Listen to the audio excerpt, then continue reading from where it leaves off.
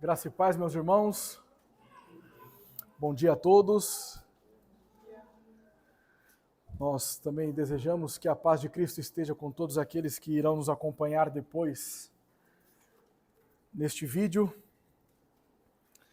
Essa é uma série de sermões expositivos no Evangelho de João. Se você não assistiu às outras exposições, vá até o nosso canal, se inscreva no canal, curta e compartilhe este vídeo e assista às outras ministrações. Título deste sermão: A ótica sobre Cristo.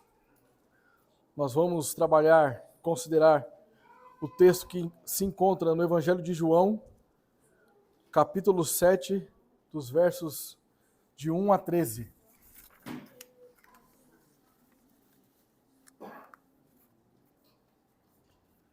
Antes de nós iniciarmos a exposição, mais uma vez, vamos ao nosso Senhor em oração.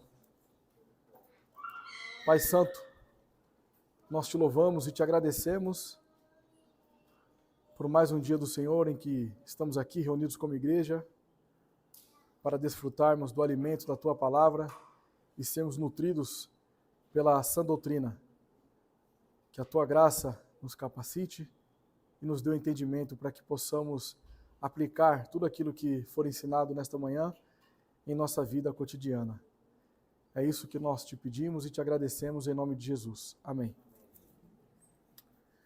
Hoje nós vamos iniciar o Evangelho de João no capítulo 7. Nós finalizamos o capítulo 6. Na semana passada, o irmão Leonardo fez um parêntese e trabalhou em cima de Marcos, e agora nós vamos retornar ao Evangelho de João.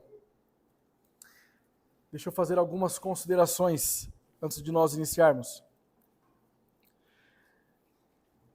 Tudo que está descrito no Evangelho de João, no capítulo 7, nós vamos ter o entendimento da circunstância que está sendo inserido este contexto na festa dos tabernáculos. Então, é muito provável que este material contido aqui no capítulo 7, ele não siga uma ordem cronológica ao milagre da alimentação no capítulo 6. Os irmãos devem lembrar que no capítulo 6 nós trabalhamos sobre a multiplicação dos pães e dos peixes. Mas há uma possibilidade de que o capítulo 7 ele não está em ordem cronológica, ou seja, ele não vem após o capítulo 6. Na verdade, parece que João está seguindo uma ordem a partir do capítulo 5. Então, o que ocorre no capítulo 5, lembra que o irmão Leonardo trouxe Jesus, na ótica dos judeus, estava violando o sábado ao curar o enfermo? Então me parece que o capítulo 7 ele está em continuação ao que estava escrito no capítulo 5. Agora, isso não deve ser nenhum problema para nós, pelo fato de que a Escritura ela não tem por finalidade ser cronológica, e sim ser inspirada, inerrante e infalível para as nossas vidas. Ok? Se os irmãos olhar no versículo 23 do capítulo 7, veja: e se o homem pode ser circuncidado em dia de sábado, parece que a lei de Moisés não seja violada, porque vos indignais contra mim, ao todo um homem. Então percebe que aqui Jesus ele continua no diálogo com os judeus a respeito do sábado. Então, nós devemos ter um entendimento do capítulo 7 à luz do capítulo 5. Nós teremos, por divisão deste sermão, 2 tópicos: a incredulidade e opiniões divididas. Nossa afirmação teológica. Os irmãos que estão pela primeira vez nos visitando, no seu boletim contém as informações que eu estou dizendo aqui. O tópico, o tema do sermão e os tópicos e a afirmação teológica, para caso vocês queiram escrever. Afirmação teológica. Nossa ótica sobre Cristo deve ter plena convicção de que Ele é divino e redentor. Ok? Vamos ao texto.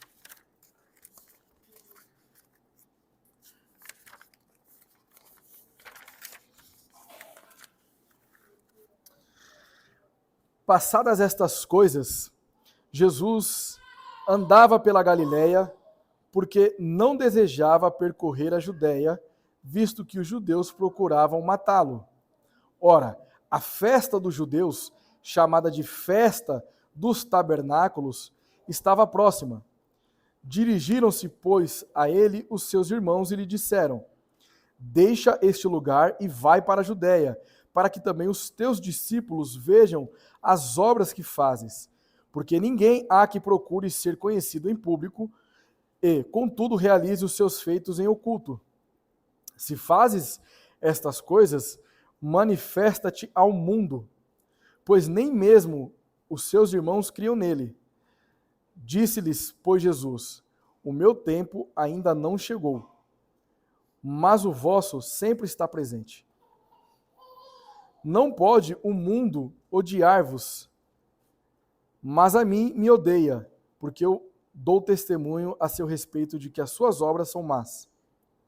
Subi vós outros à festa, eu por enquanto não subo, porque o meu tempo ainda não está cumprido. Disse-lhe Jesus estas coisas e continuou na Galiléia. Verso de número 10. Mas, depois que os seus irmãos subiram para a festa, então subiu ele também, não publicamente, mas em oculto. Ora, os judeus procuravam na festa e perguntavam: Onde estará ele? E havia grande murmuração a seu respeito entre as multidões. Uns diziam: Ele é bom, e outros: Não, antes engana o povo. Entretanto, ninguém falava dele abertamente por ter medo dos judeus. Queridos, nós precisamos levar em consideração qual é a nossa perspectiva a respeito de quem é Cristo. Então, como nós enxergamos o nosso Senhor Jesus Cristo? Qual é a visão que nós temos a respeito dele? Nós temos aqui, no primeiro momento, os irmãos do nosso Senhor Jesus Cristo, e no segundo momento nós vamos ter os judeus dividindo opiniões a respeito de Jesus. Então, neste primeiro tópico sobre a incredulidade, nós vamos considerar os versículos de 1 a 9. Alguns sermões atrás, os irmãos vão lembrar, quando nós estávamos falando sobre o caráter do discipulado de Jesus Cristo.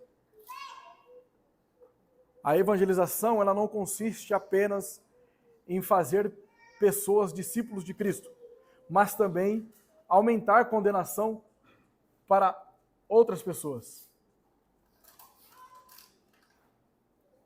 Nós também entendemos que há joio no meio do trigo. E se os irmãos lembrarem, quando nós tratamos sobre o significado de apostasia, tinha ali 3 tópicos. Sintomas da apostasia. Primeiro, inicia-se como uma murmuração. Depois vem a incredulidade, o abandono da fé. Agora, a incredulidade, ela também tem 3 aspectos diferentes que nós precisamos considerar a partir de agora. A incredulidade nos cega, a incredulidade causa desconfiança, a incredulidade tem aceitação do mundo. Logo, a nossa ótica a respeito de Cristo deve ter plena convicção de que Ele é divino e redentor. Versículos 1 e 2.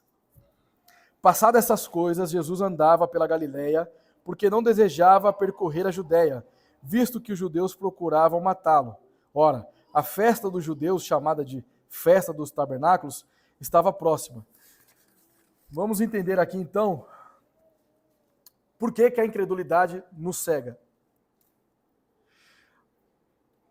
Naquele tempo de Jesus, existia a Galileia, que tinha por jurisdição Herodes Antipas, e a Judéia, que tinha jurisdição por Pôncio Pilatos. Ok? A classe governante judaica habitava na Judéia. Então, quando uma pessoa tinha problema na região da Judéia, ela ia lá para Galileia. Mas quando ela tinha um problema na Galileia, ela ia para a Judéia. Então, como os judeus, a classe governante judaica estava querendo matar Jesus Cristo, então ele permanece ali na Galileia. Agora, a razão pela qual ele permaneceu na Galileia era porque os judeus queriam matá-lo. Nós acabamos de ler em João 7:23, que faz coro com o Evangelho de João, capítulo 5, quando Jesus é acusado de violar o sábado. Então, Jesus ele não havia aparecido em Jerusalém desde aquela cura que ele realizou no sábado, por consequência dessa perseguição que os judeus estavam fazendo contra ele. E queridos, os judeus desejavam matar Jesus, alguns porque ele violava o sábado, outros porque ele se fazia igual a Deus. Agora, a pergunta que nós devemos fazer aqui é o seguinte: isso seria um zelo da parte judaica? Porque eles amavam a lei? E ver Jesus curando num sábado, ver Jesus se fazendo igual a Deus, era inadmissível para eles? Eles queriam glorificar a Deus com isso? Lembre do que eu havia dito alguns sermões atrás? Eles estavam sendo sinceros com as suas convicções. Mas sinceridade não é sinônimo de santidade. Sinceridade não é sinônimo de conversão. Todo convertido é sincero, mas nem todo aquele que é sincero é convertido. Não é verdade? Então, o que estava movendo essa busca ferrenha por Jesus Cristo? Que, na verdade, motivava os judeus a querer matar a Cristo é o ódio que estava no seu coração, que busca satisfazer os seus desejos ilícitos. Uma pessoa, quando ela tem um coração rancoroso, com ódio, qualquer justificativa para ela serve para ela atacar uma pessoa. Não importa quem seja essa pessoa. Se você está amargurado no ódio, isso será suficiente para você tomar toda e qualquer decisão contra a pessoa que está destinada ao seu ódio. Então, eles estavam aqui cegos, com ódio, sem entender a respeito de quem Cristo é. Agora, Jesus, ele é Deus. E ele permanece na Galileia. Talvez o mais incrédulo vai dizer, tá vendo, ele estava com medo, né? Porque ele permaneceu aqui na Galileia, ele não quis enfrentar os judeus. Será? Jesus está fazendo aqui, sendo um exemplo para nós. agindo com prudência. Situações adversas chegam todo o tempo em nossas vidas. Vocês lembram quando Satanás leva Jesus Cristo ao deserto e fala para ele pular daquele precipício? O que Jesus fala? Olha, não colocará o Senhor teu Deus em prova.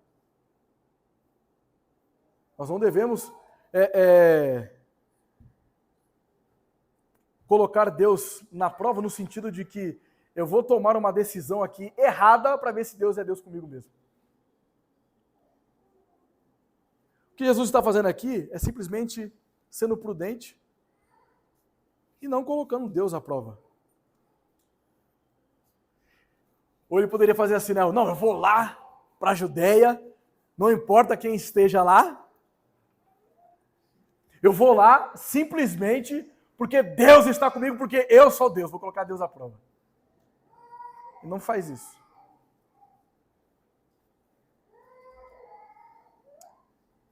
E na verdade, muitas vezes nós fazemos o oposto.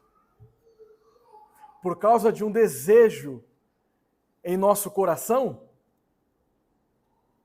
nós tomamos atitudes e justificamos essas atitudes como que Deus está comigo, então eu farei, não agindo com prudência. Não é verdade?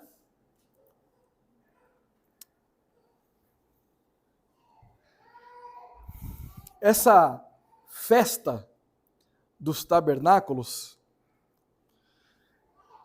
ela era considerada a festa dos judeus, porque era a festa mais importante que existia naquele período.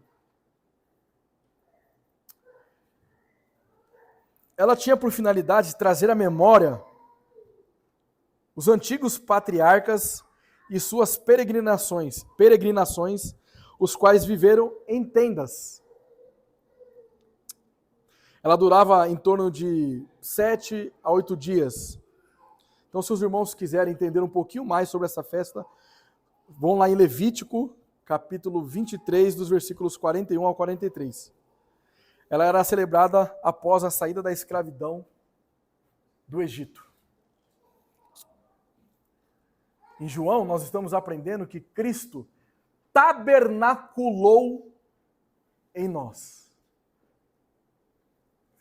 Tudo que continha no tabernáculo apontava para Cristo. As festas apontavam para Cristo. Eles faziam uma espécie de libação da fonte de Siloé. Eles espargiam água sobre as pessoas como se fosse algo de purificação. Só que em João 7, 37 ao 39, vai dizer que Jesus, ele é a fonte de água viva. A festa dos tabernáculos apontava para Cristo. A libação da fonte de Siloé aponta para Cristo. E eles estavam comemorando a libertação da escravidão do Egito, quando na verdade o nosso Senhor Jesus Cristo, divino e redentor, veio para nos libertar da escravidão do pecado. Só que eles não conseguiam enxergar essas coisas porque eles estavam cegos. A incredulidade no coração deles estava fazendo com que eles não enxergassem quem Cristo de fato é. Cristo estava se revelando a todo tempo para eles, e eles não conseguiam enxergar a natureza redentora do nosso Senhor Jesus Cristo.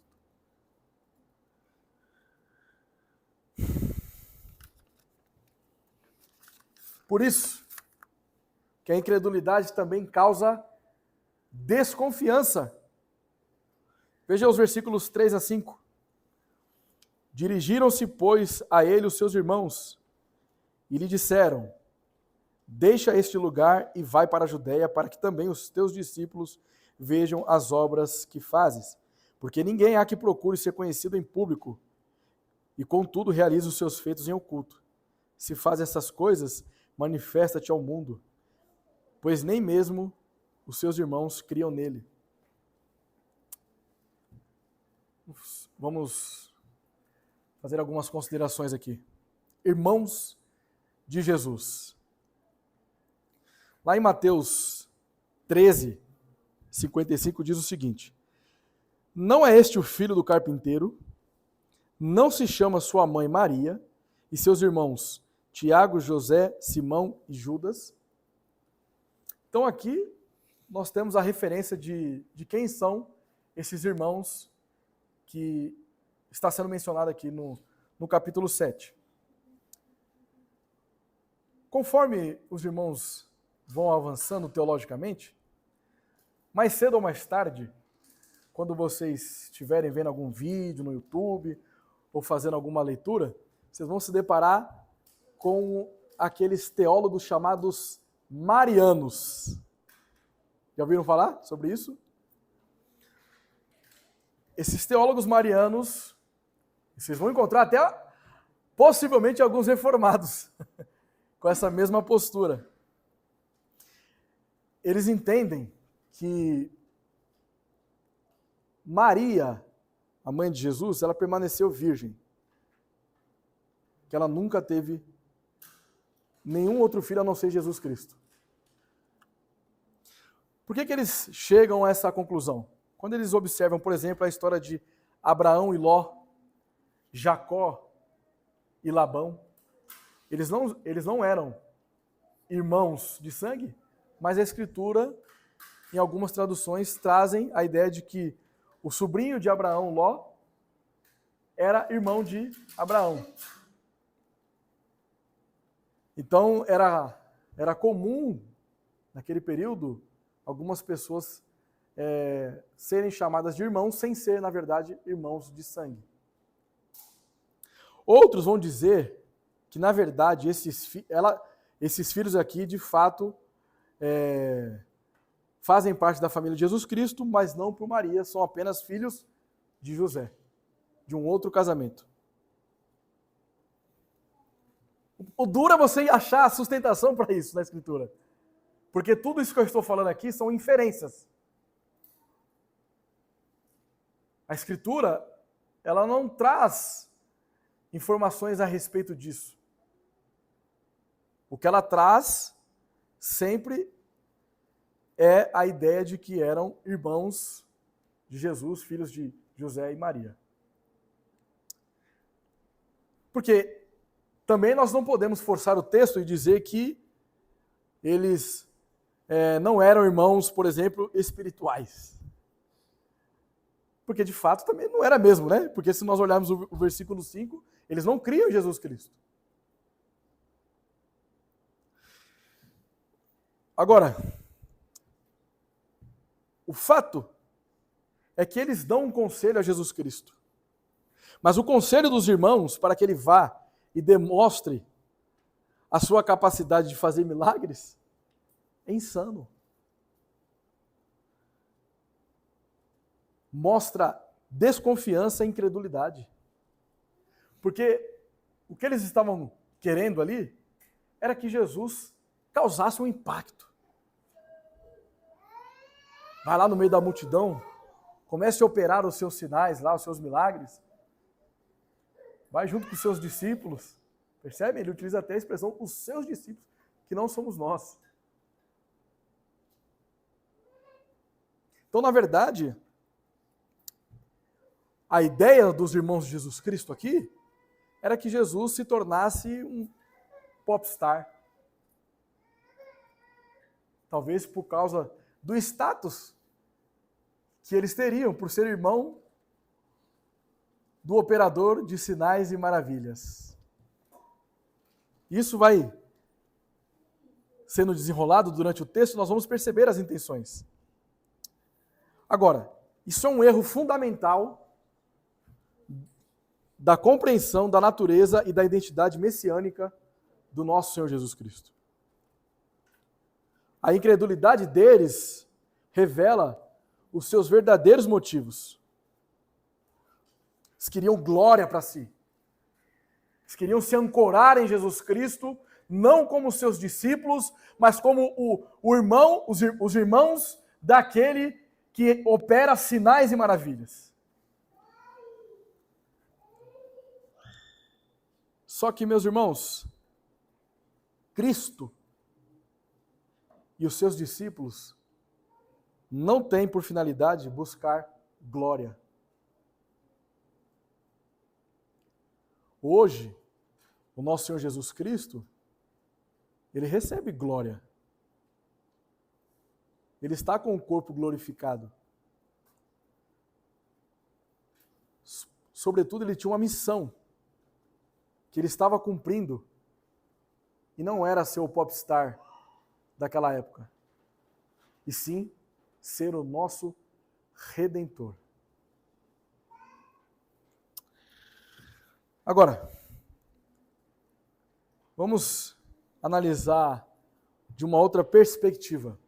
Não há prerrogativa pela qual alguns são salvos antes que outros, pois não há acepção de pessoas diante de Deus. Relação de sangue, dons ou obras não justificam. É a fé que justifica. Embora eles eram irmãos de Jesus Cristo, eles eram ímpios. Eles eram irmãos de Cristo e odiavam a Cristo. Eles eram irmãos de Cristo, mas eles não eram justificados. Então, é muito estranho quando você vai conversar com uma pessoa e ela diz assim, eu não vou para a igreja, mas meu pai e minha mãe vão. A salvação terceirizada, né? Nós somos salvos pela justificação, por meio da fé em Cristo. Tudo isso por causa da graça. Ok?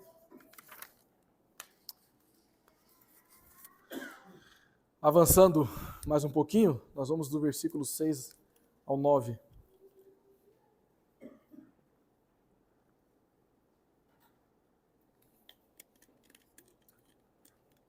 Disse-lhe, pois, Jesus, o meu tempo ainda não chegou, mas o vosso sempre está presente.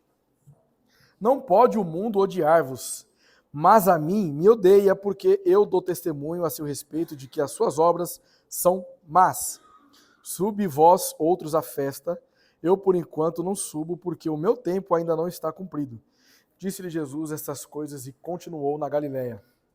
Aqui, nós vamos perceber um outro aspecto da incredulidade. Primeiro, nós entendemos que a incredulidade, ela nos cega, a incredulidade causa desconfiança, e agora nós vamos ter a ideia de que a incredulidade tem aceitação do mundo. E aqui Jesus ele dá uma resposta cautelosa, quando ele diz que o tempo dele não havia chegado.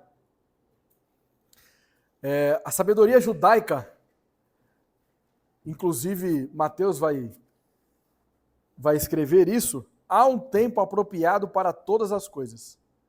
E o tempo do nosso Senhor Jesus Cristo é designado pelo Pai, e não pelas motivações dos ímpios. Não é porque os irmãos de Jesus ali, ímpios, reprovados, caídos, estão querendo influenciar que ele deve fazer alguma coisa. A vontade do Pai é o que é o fator para que Cristo executa os seus desejos. A vontade do Pai e a vontade do Filho, elas não entram em conflito. Até porque nós estamos pensando em uma única vontade. Lembre-se, Deus é Pai, é Filho, é Espírito. Não são três deuses, é um único Deus. Então, o tempo de Jesus é designado pelo Pai. Agora, reflita comigo o que Jesus vai dizer no versículo 7. Não pode o mundo odiar-vos, mas a mim me odeia. Na introdução eu disse que os judeus procuravam matá-lo, não é verdade? Então, quando ele está falando aqui do mundo, quem é esse mundo que não odeia os irmãos de Jesus Cristo? Esse mundo, quem são aquelas pessoas que estão procurando Jesus? O mundo que Jesus está afirmando aqui são os sacerdotes, são os escribas e fariseus que tinham mentalidades carnais, eram incrédulos. Ele está dizendo o seguinte: essas pessoas que dizem fazer parte do povo de Deus, que tem por si a lei, essas pessoas são carnais. Eles são o mundo, eles não odeiam vocês. Vocês estão caídos, vocês são réprobos. E o mundo não odeia vocês. Agora, sabe por que o mundo me odeia? Porque eu denuncio essas más obras. Sabe o que isso significa? Que tem muita gente dentro da igreja com espírito mundano, carnal, que não conhece a Cristo, que está reunido como igreja apenas por motivações interesseiras, desconhece quem é Jesus Cristo, andam em caminhos tortuosos, está aqui na igreja, mas está pensando o que vai fazer depois daqui do culto, está aqui na igreja, mas está pensando em qual festa vai depois de amanhã.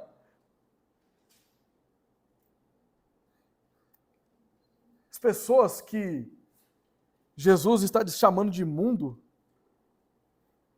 ele está dizendo que essas pessoas são impiedosas, elas são hipócritas, caluniadoras, são mentirosas.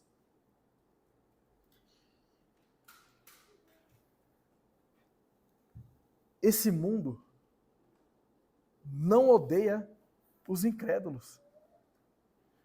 Olha o que Jesus está dizendo, meus irmãos. Ou seja, os irmãos dele não eram odiados. Agora ele era odiado. Então, ou seja, você acha que esses crentes mundanos, eles se importam com quem está perdido nas trevas? Eles não evangelizam, eles têm vergonha de falar sobre Cristo, eles têm vergonha de ser chamados de crentes, eles têm vergonha de andar com a Bíblia, eles têm vergonha de falar que eles ofertam na igreja do Senhor. São ímpios, são ateus nominais dentro das igrejas.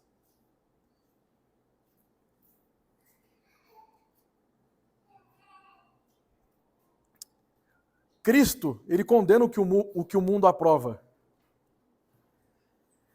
Essas pessoas estavam ali participando de festividades que era estabelecida pela própria lei, então eles achavam que estavam ali cumprindo a lei. Assim como muitos crentes estão aqui, ouvindo a mensagem, achando que são salvos, porque fazem parte de uma igreja, porque conhecem os 5 pontos do calvinismo, porque conhecem os 5 solas da reforma. Pronto. A evidência de que você é um crente é se você nasceu de novo. Se o velho homem realmente morreu. Queridos, nós devemos refletir sobre quem de fato nós somos. E qual é a ótica que nós temos a respeito de Cristo. Se a nossa ótica está sendo movida por uma incredulidade. E note que aqui, incrédulos não são apenas aqueles ateus que abertamente negam a Cristo, mas aqui incredulidade também está dentro da igreja, de pessoas que acreditam ser convertidas, mas elas estão distantes de Cristo.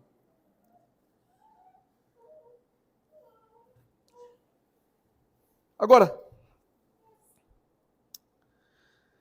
no versículo 8,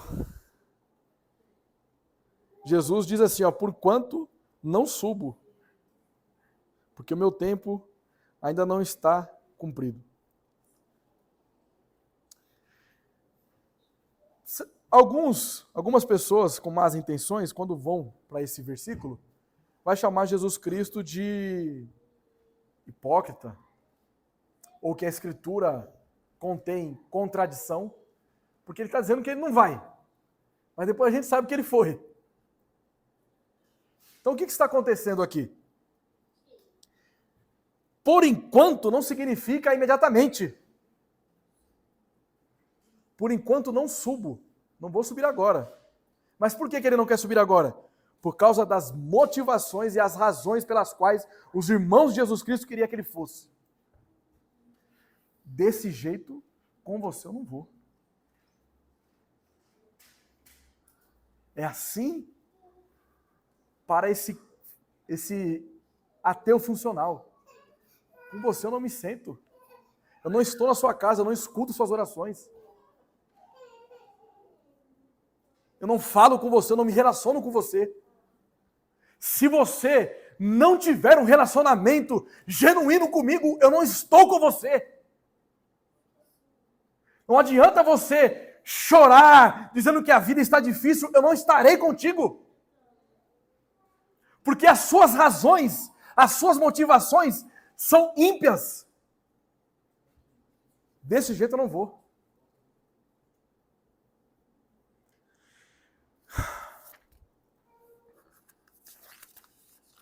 A ótica sobre Cristo, ela também causa divisões de opiniões. Ou como está no nosso segundo tópico, opiniões divididas. E elas são divididas porque alguns entendem que Cristo é bom e outros entendem que Cristo é um enganador. Mas, queridos, nossa ótica sobre Cristo deve ter a plena convicção de que Ele é divino e redentor.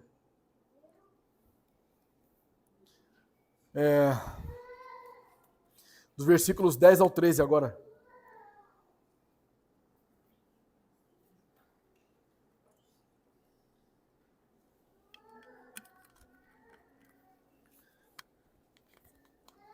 Eu nem coloquei nada de cronômetro.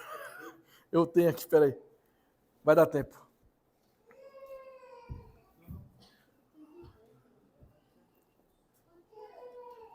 Versículos 10 a 13. Mas depois que seus irmãos subiram para a festa, então subiu ele também, não publicamente, mas em oculto. Ora, os judeus o procuravam na festa e perguntavam: onde estará ele? E havia grande murmuração a seu respeito entre as multidões.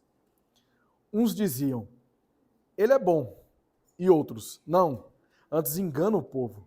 Entretanto, ninguém falava dele abertamente por ter medo dos judeus. Queridos, os biógrafos greco-romanos costumavam descrever a aparência do biografado, certo?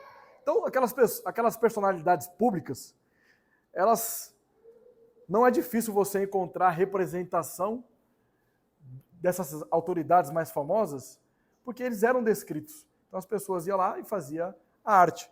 Agora, nos evangelhos, nós não encontramos nenhuma descrição de quem Cristo era, de como ele era fisicamente. Certo?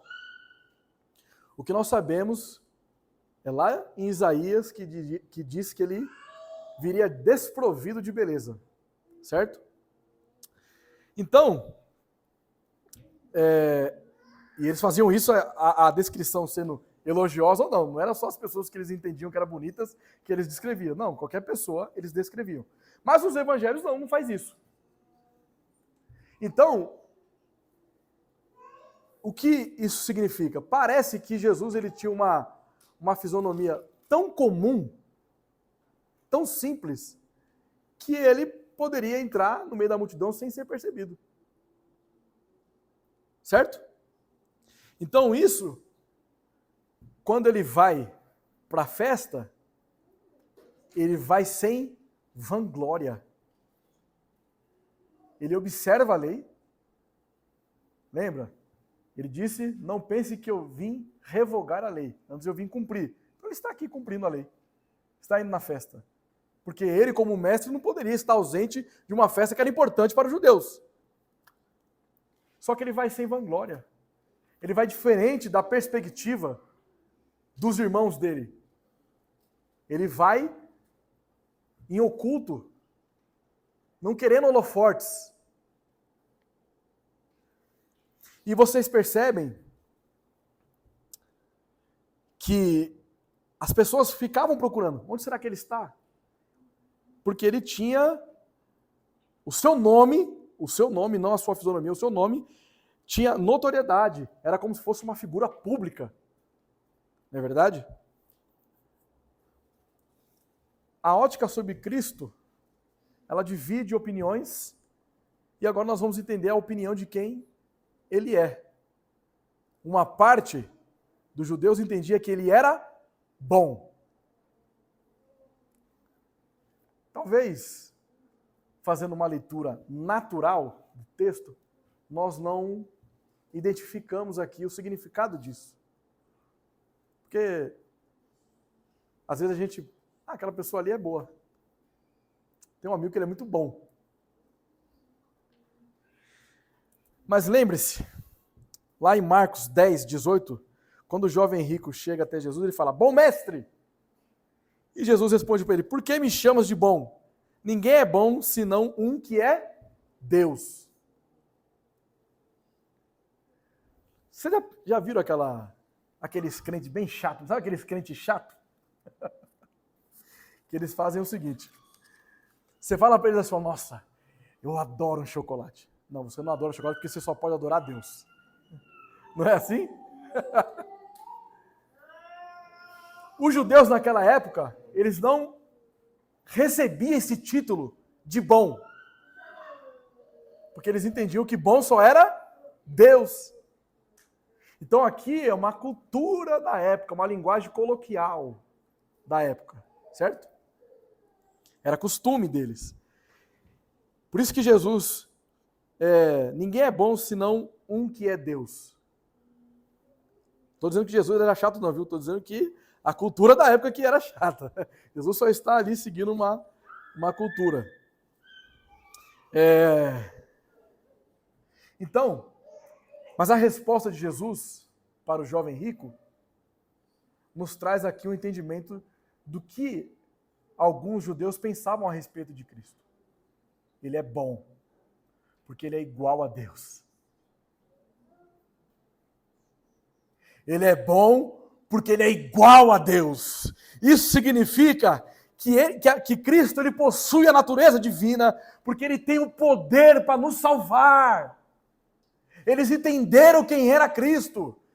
Por isso que eu sempre enfatizei aqui, quando nós estamos falando de multidão, nós nunca devemos presumir que sejam todos absolutamente, mas sempre há exceções. Na multidão havia incrédulos, mas também havia pessoas que criam em Cristo. E agora isso está sendo mais abertamente revelado para nós. Queridos, Cristo ser bom significa que nós podemos nos alegrar nele porque nós somos maus. O ser humano, o apóstolo Paulo, ele diz o quê? Não há um justo sequer, não há ninguém que faça o bem. Todos pecaram e destituídos da glória de Deus estão. Sem Cristo, o caminho natural de todo ser humano é passos largos ao inferno. Mas porque Cristo é bom, a sua misericórdia dura para sempre. E nós podemos nos alegrar de quem Cristo é. Ele é nosso mestre, Ele é o nosso sacerdote, Ele é o nosso rei, Ele é o nosso profeta, Ele é bom. Cristo é bom. Eles tiveram a compreensão exata de quem Cristo é. Ok? Por outro lado, havia os filhos do Satanás aqui também, né? Nunca... Sempre tem os miseráveis. E aqui, então, algumas pessoas o chamam de enganador.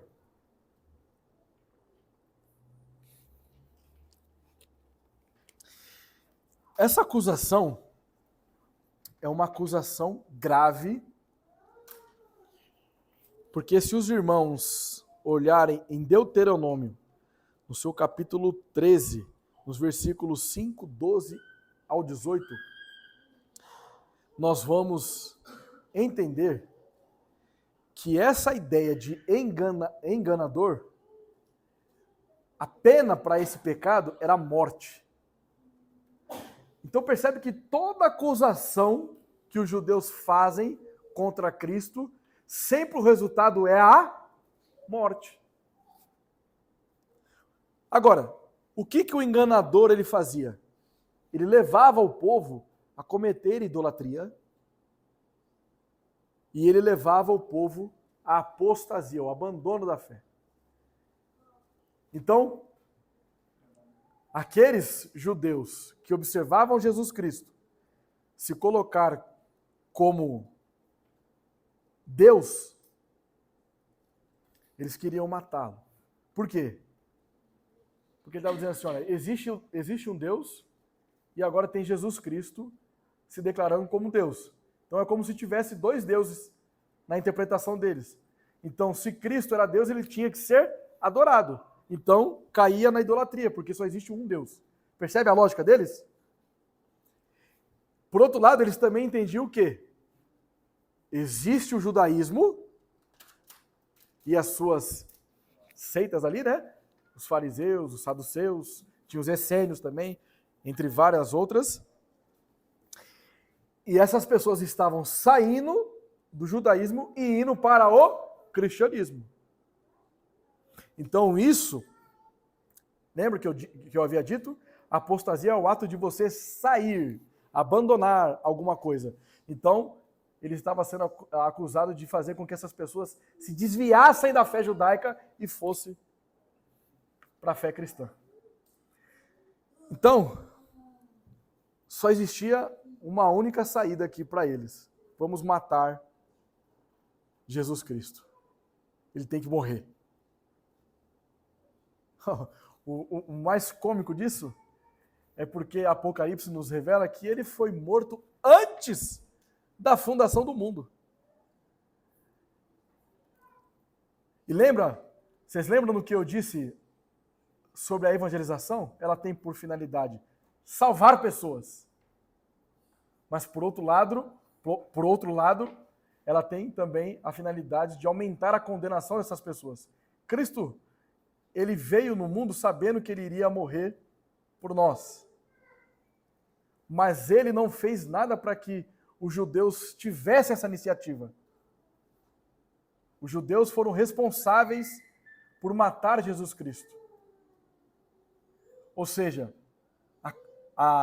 Cristo estava pregando, salvando pessoas e aumentou a condenação para esses que estavam rejeitando a ele. E o castigo deles será eternamente no inferno. Todos eles estarão debaixo da planta dos pés de Cristo, no dia do juízo final. E note que as pessoas, no último versículo, no 13, as pessoas não falavam abertamente sobre Jesus Cristo. Por quê? Porque elas tinham medo dos judeus. Como os judeus tinham um ódio a respeito de Cristo, eles estavam com medo de retaliações. Ok? Uma pergunta para as nossas crianças. A pesquisa que vocês devem fazer é: o que significa incredulidade? Quando vocês entenderem o que é credulidade, vocês fujam disso. Vamos a algumas aplicações aqui. Primeiro ponto, queridos. Jesus nos ensina a esperar quando somos impotentes. Lembrem-se que Cristo ele estava na Galileia,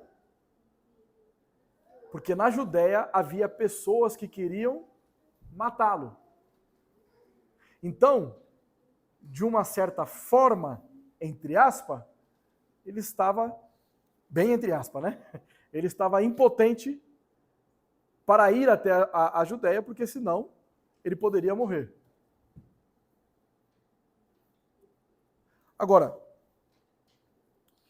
existem circunstâncias nas nossas vidas que cabe você esperar.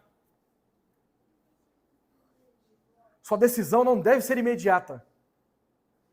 Seja ela se você vai entrar em um trabalho, se você vai entrar em um relacionamento com uma pessoa.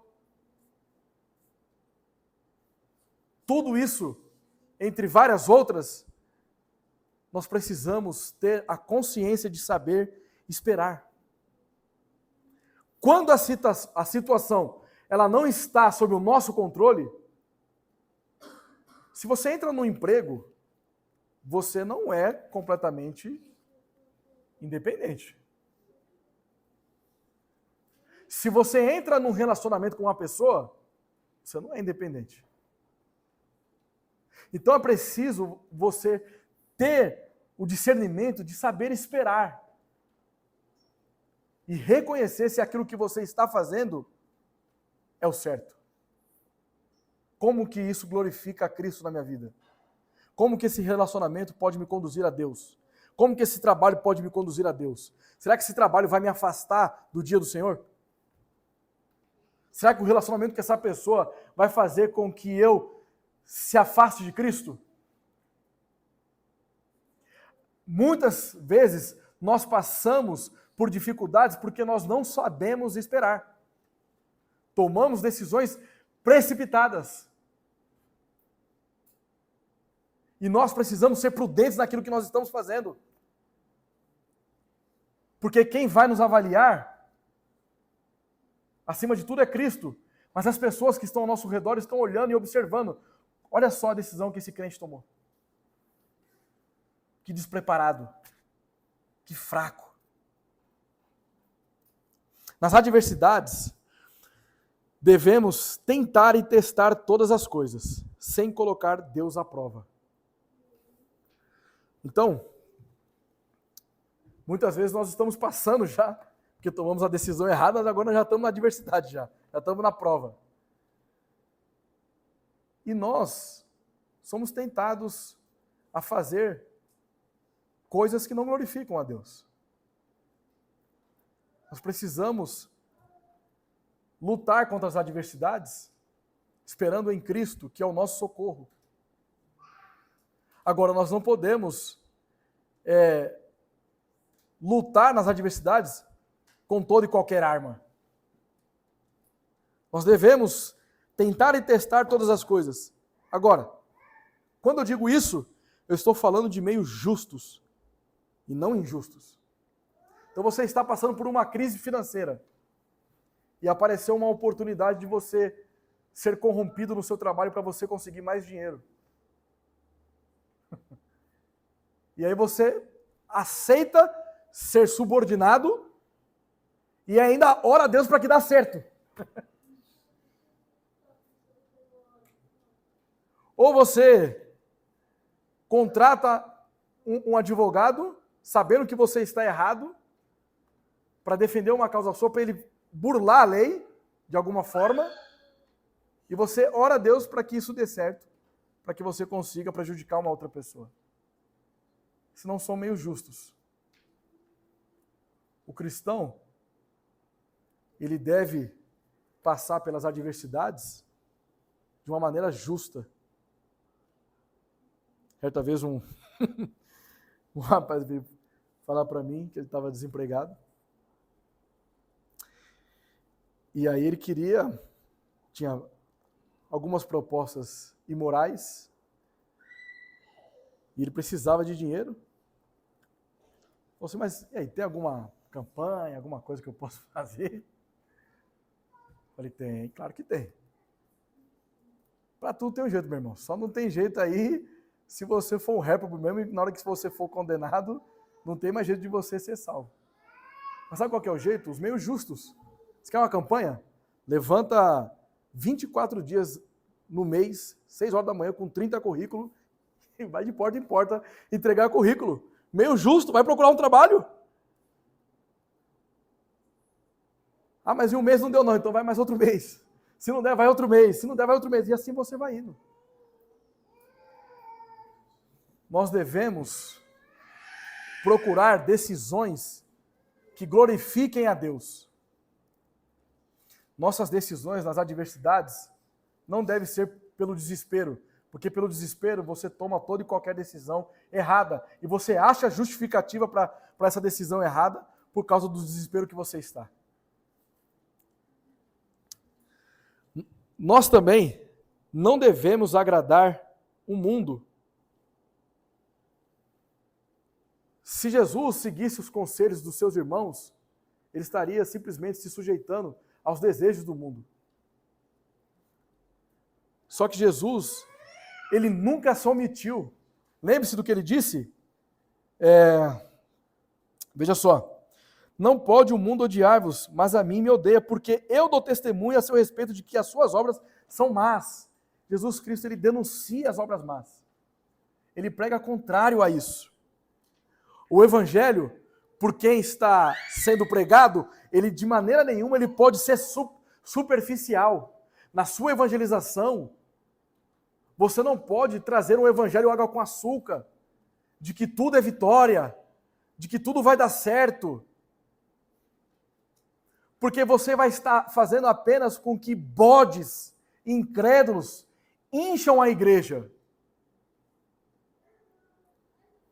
Nós devemos pregar ao Cristo crucificado, que nos deu vida na sua morte, que abomina o pecado, que glorifica a Deus, para que os seres humanos sejam salvos e os decretos de Deus. Deus, ele é absoluto no processo da nossa salvação. Nós devemos pregar o evangelho, sabendo que pessoas vão rejeitar o evangelho, sabendo que pessoas vão serem convertidas para a glória de Deus. Mas nós não devemos fazer isso de maneira omissa, falando de uma partícula do que é o evangelho.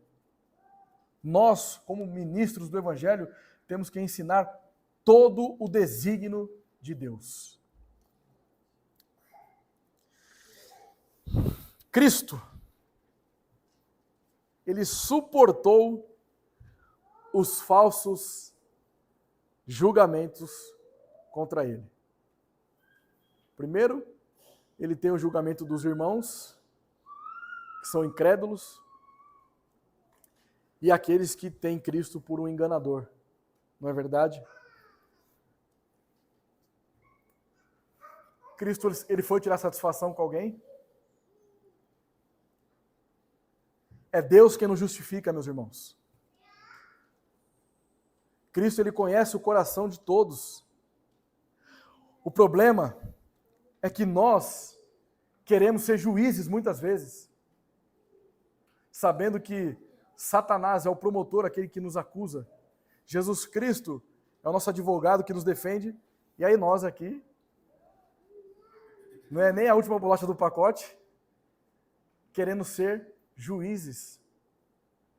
Então, porque a pessoa está difamando você, a pessoa está caluniando você, a pessoa está mentindo a seu respeito, ela está proferindo palavras torpes a seu respeito, e aí você, por causa do seu orgulho, por causa do seu ego, eu não vou deixar isso barato.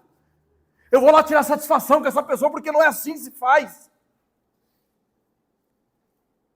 E aí então você, tomado pelo orgulho, pelo ódio no seu coração, você toma decisões precipitadas. Você vai tratar com aquelas pessoas de maneira injusta. Queridos, nós não fomos chamados para sermos juízes aqui na terra, nós fomos chamados para ser atalaias de Cristo, pregadores do Evangelho, chamando essas pessoas ao arrependimento.